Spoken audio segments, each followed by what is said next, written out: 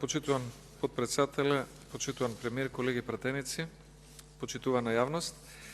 Она што го кажа, јас би се надоврзал на она што го кажа колегата пратеник Хусни Исмаили, кој што рече народната поговорка се тресеше гората, се роди глушец.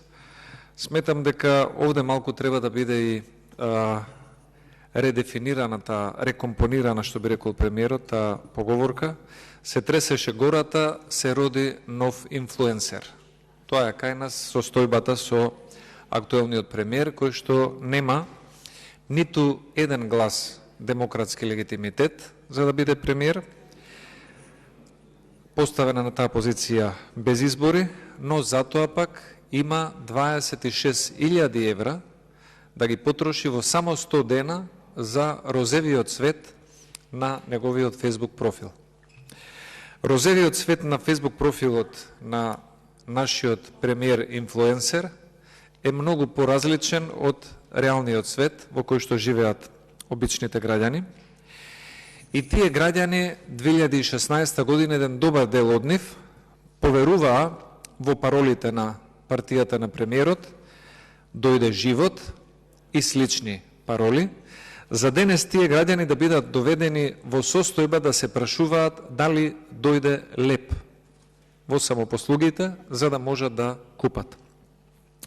Премиерот, кој што на пресконференција се обиде да манипулира дека цената на лебот паднала за 10% или повеќе, беше доведен во ситуација да повлекува потези кои што гледаме што донесува во реалниот живот, да имаме несигурност дури и кај овој производ.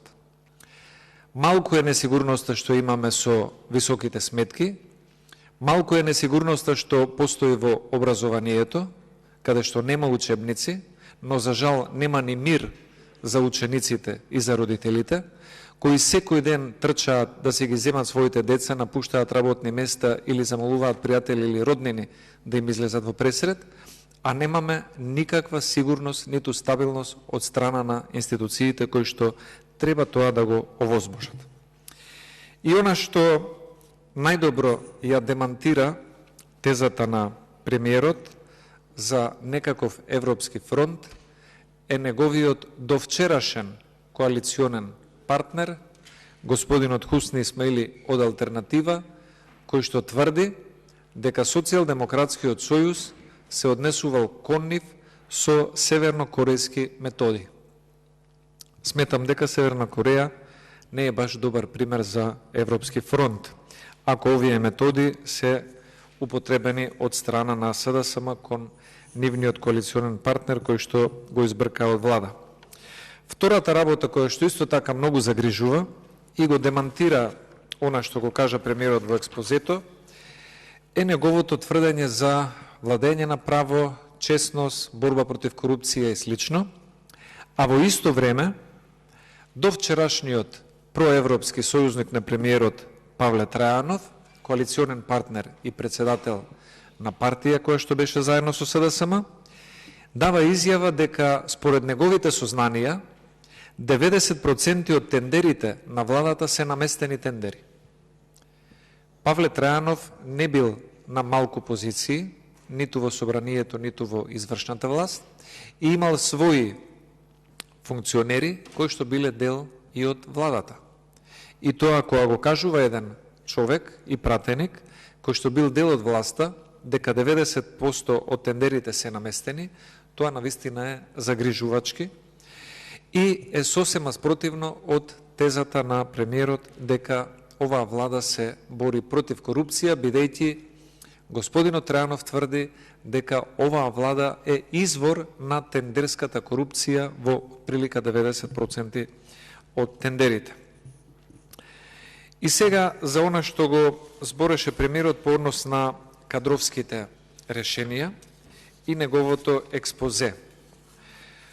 Тој тврди дека со овие предлози што ги доставил до собранието, тој се бори за сузбивање на каков било непотизам. Цитирам, ова е изјава од експозето на премиерот Ковачевски, кој што тврди дека девијацијата на непотизмот во политиката или во власта, тој ќе ја санира. Но еден од предлозите е токму еклатантен пример за непотизам и за конфликт на интереси. Имено, предложената за заменик министер за правда Викторија Аврамовска е класичен пример за непотизам во власта, каде што презимето е најсилниот аргумент да бидеш функционер во СДСМ. Таа е ќерка на Божин Аврамовски, долгогодишен судија во Основниот суд во Кичево, долгогодишен председател на судот и актуелен член на Комисијата за помилување кај председателот на државата Стево Пендаровски. Ова значи дека имаме класичен непотизам на еден влијателен родител кој што бил на висока судска позиција цел живот, после пензионирањето продолжува на висока позиција во извршната власт кај председателот на државата, како член на Комисијата за помилување, и сега неговата ќерка станува кандидат за местото заменик министер за правда, каде што имаме класичен конфликт на интереси. Јас ќе го почекам премиерот да заврши, потоа ќе продолжам.